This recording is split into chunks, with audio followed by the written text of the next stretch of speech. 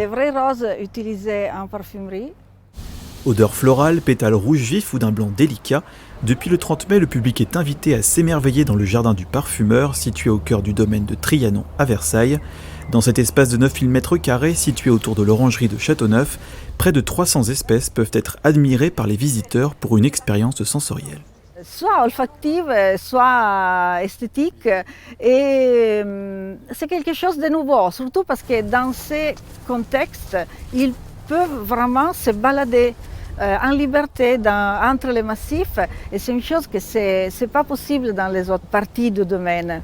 Jasmin, camomille ou sureau, le choix des végétaux s'est fait en collaboration avec Francis Kurkdjian, formé dans une grande école de parfumerie à Versailles.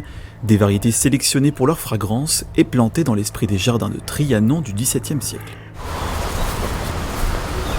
Alors, là sont des œillets de poètes qui sont très parfumés. Quand on a fait la conception, on a cherché d'insérer des fleurs qui sont des hybrides récents, mais qui ont un intérêt du point de vue olfactif. C'est une vitrine parce qu'on n'a pas assez d'espace pour produire la quantité telle est nécessaire pour avoir une production intéressante.